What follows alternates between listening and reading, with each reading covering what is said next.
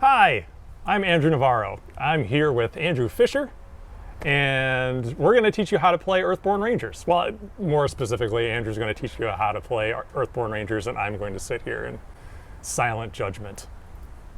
No pressure. All right, let's do it. Yeah, let's play. All right, let's dive right in. This is a game where you're playing as rangers in the wilderness of the far future in an area known as the Valley. As rangers, you are stewards of that wilderness and protectors of the citizens of the valley. Each of you are going to be playing as a ranger. We've got your setup right here for a little one-player game that we've set up for you. As a ranger, you're going to get to create your character at the beginning of the game.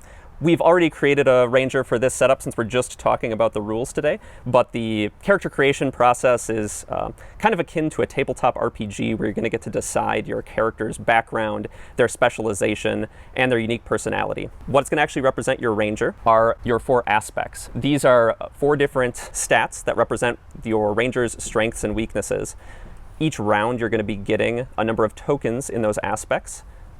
Energy tokens that are going to determine what you're able to do in that round. Next, you're going to have your ranger's role. This kind of represents the function you're going to serve in your group of rangers as you explore the wilderness with them. This is represented by a card with a repeatable, cool ability that you can use every round. It starts every game in play, and you can really build your character around this and synergize with that unique ability. Finally, your character is going to have their deck. These 30 cards are the bulk of your character and are what you're going to be building during that character creation process. So next up, let's talk a bit about the valley itself and how we represent it in the game. The valley, first and foremost, is represented by a map. We have just a fraction of that map for this demo. This just represents a little section on the northern edge of the valley that you're going to be playing in. When you travel and when you start the game, you're going to be going to one of the different locations on this map. This location is represented by 2 elements on the game. First is a landscape card that shows that location, how you set it up, as well as special rules that apply only to that area. Additionally, the locations have a path deck. The path deck is kind of the heart of Earthborne Rangers and represents all the people, places, animals, plants you're going to be coming across along the way. Every location you go to has a custom-built path deck unique to that location. You're going to be grabbing a set of cards based on the path you are traveling on, as well as some landmarks unique to that location. Some locations, like Lone Tree Station that we're setting up here, have unique landmarks specific to them, while others are just general valley locations where you're going to come across wanderers and other things that may show up throughout the valley. But since we are traveling to Lone Tree, a unique location, we're going to grab the 3 landmarks marked specifically for Lone Tree, and we're going to shuffle them to form the path deck. Some other things may modify it, like your mission, but for today's demo, it's just those 2 elements that form our custom path deck. We have a couple other cards up here in this top of the board that we call the surroundings. First, we have the weather. You're always going to have weather when you play Earthborne Rangers, but it also is the difficulty of the game. We have a recommended weather for each day as you play through the campaign. However, since the weather is the difficulty, it's a great way for players to customize the experience they want. They can choose a easier weather for the day or a harder weather for the day if they want to really pressure themselves and give themselves a challenging experience. The last card we have in the surroundings here is your mission. You're going to have likely several missions as you play through the valley. Right here we just have 1. Your missions could be story missions that further your story in the valley, or they could be side missions that you've picked up from the people you meet along the way. So let's talk a bit more about the path deck. As you play the game, you're going to be drawing cards from that path deck and putting them into play. As you draw cards, they're going to be going into 2 areas of the board.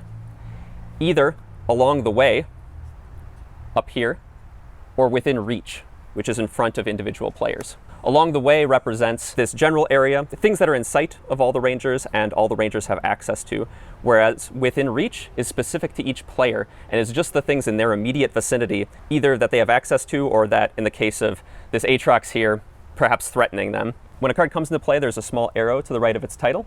If the arrow is pointing upwards, it'll come into play along the way. If the arrow is downwards, it'll come into play within reach of the ranger that drew it. So once path cards are in play, there's a few things you should be aware of.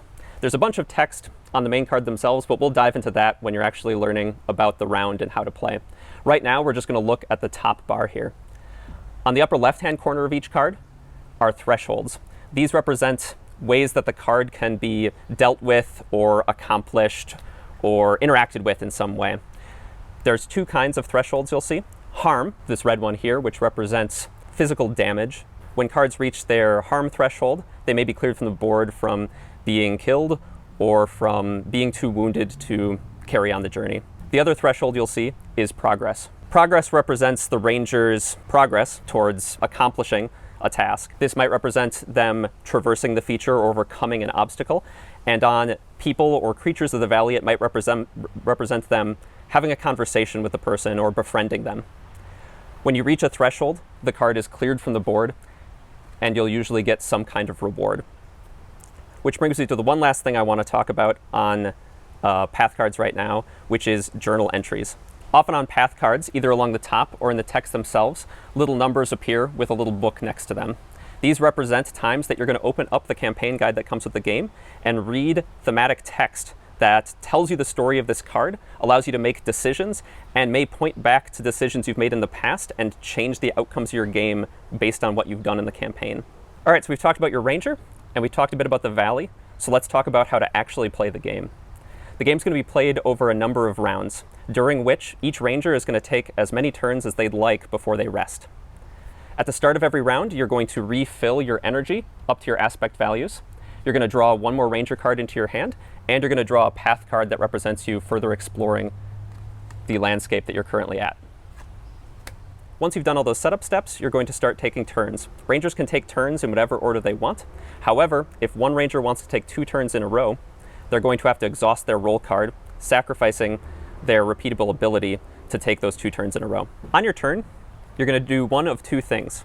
You're either going to play a card or perform an action. To play a card is pretty straightforward. You're going to look at the cards in your hand, choose a card you want to play, and pay an amount of energy equal to the number in the upper left-hand corner. So in this case, I'm playing out Spider Pad Gloves, a piece of gear that costs 2 focus energy. You spend those tokens and place that gear into play. Most gear also has a number of tokens on it. In this case, Spider Pad Gloves, they're electrified, so they have 2 charges on them. You may have other types of cards that you can play from your hand, including moments, which are powerful one-time effects, or attachments, which are cards that will attach to other cards in the game and modify them in some way. The other thing you're going to be able to do during the game is perform actions. Now, we've saved actions for second because this is the heart of the game. Performing actions is the way you're going to be interacting with the world and is going to trigger the world to interact back. Every ranger has 4 universal actions that they can always perform that are listed in front of them. Actions usually look a little something like this. They'll show an abbreviation for one of your 4 aspects, as well as an icon, followed by a description of what that action does in the game. All right, so to perform an action, we're going to do a test to see whether or not we succeed. Let's take a look at this action here on Overgrown Thicket.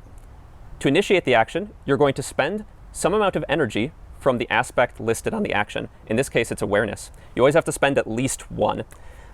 So we want to conserve our energy. Let's just spend 1 on this action as an example. We're going to place that energy next to it to remember that we spent that energy. Next, we can discard cards to represent the approach we are taking to the action.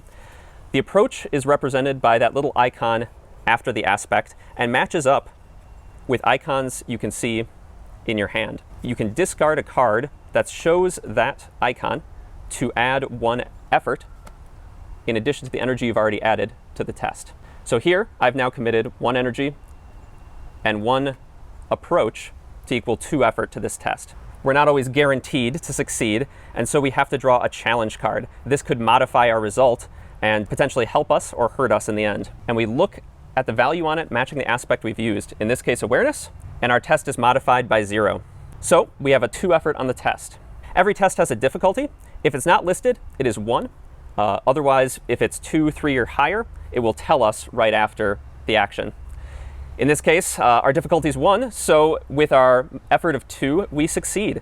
We look at the description, and it tells us to add progress tokens equal to our resulting effort to this overgrown thicket. We got 2 effort, and so we'll add 2 progress. Now finally, after I perform my test, challenge effects trigger. Challenge effects are what make the game come alive. Predators might hunt prey, prey might eat plants, predators might hunt us. It all depends on the state of the board. To resolve challenge effects, we're going to look at the challenge icon on the bottom section of the challenge card. There are 3 different challenge icons that can come up and be represented on all sorts of different cards across the board. Starting with the top of the board, we're going to look at cards in play and execute the challenge effects that match the icon that we turned over. For this demo, we're going to ignore the one on our mission because we're just talking about path cards, but we are going to look at some of these cards in front of us here. The Sitka Buck's challenge effect here checks if there's an active predator in play, and in this case, the Aatrox is in play right next to the buck. So we are going to exhaust that predator and add 2 harm to the Sitka Buck as the Aatrox attacks it. We have one more challenge effect matching the mountain we drew over here on the Sitka Doe, but this also checks for an active predator, and since the Aatrox has been exhausted from attacking the Sitka Buck, it is no longer active, and so this effect does not fire.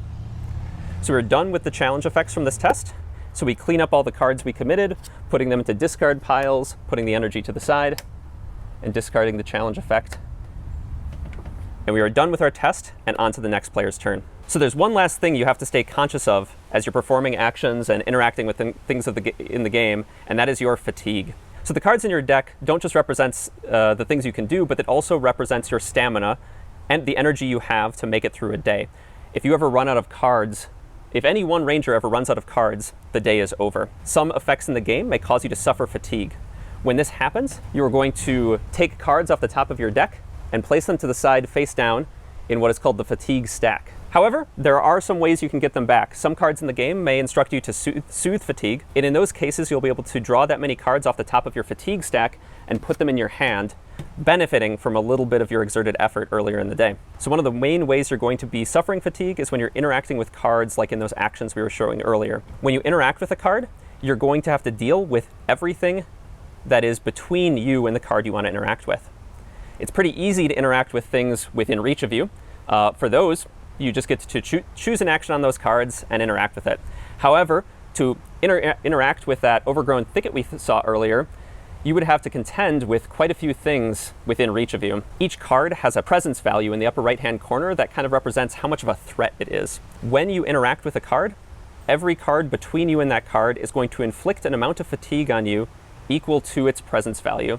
So in this case, to have interacted with that overgrown thicket would have cost you 5 fatigue, which is a pretty big blow. Even worse than that, if we wanted to interact with anything in the surroundings, that top area we saw, such as interacting with the landscape, we would have also had to account for the overgrown thicket, totaling 6 fatigue. So we definitely would have wanted to deal with some of this stuff on the board before we were interacting with Lone Tree Station. Finally, talking about interacting with Lone Tree Station, interacting with your landscape is going to be the main way you're going to be traveling around the board and getting to new locations and exploring the valley. Every landscape card has a progress value, much like that overgrown thicket does. However, this one works a little bit differently. When you build up progress equal to this threshold, Lone Tree Station won't clear off the board, but instead, at the end of the round, you can, if your landscape has progress equal to or exceeding its threshold, you can choose to travel. When you travel, you get to move around the map, choose a new location you get to go to, connect it to your current one by a path, rebuild a path deck, and put out a new landscape card for that specific location, and continue on your journey. You're going to keep playing, exploring new locations, playing cards, dealing with the obstacles, threats, and interesting people until either one of the rangers is too tired to go on, running out of cards in their deck, one of you suffers 3 injuries. These are represented by placing injury tokens on your card. If you ever suffer 3, you'll all have to end the day. And the ranger who suffered 3 could have cards introduced into their deck that they'll have to deal with at a later time from the injuries they've suffered. Also, some of the other allies and other humans you may come across in the valley may cause the day to end. If they suffer too much harm and you have to rush to their aid before they are killed. And finally, when you complete some of your important missions, you may end the day, ending it on a high note, and setting up for your next mission starting the next day.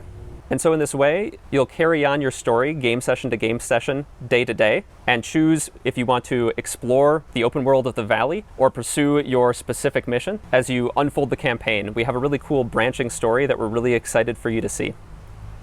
Well, thanks, Andrew, for showing us the game. I've been sitting here judging the entire time. I've judged you worthy. And thank you all for watching. I hope you enjoyed it. I look forward to you all being able to play the game very soon. If you'd like to check out our website, you can find it at earthbornegames.com.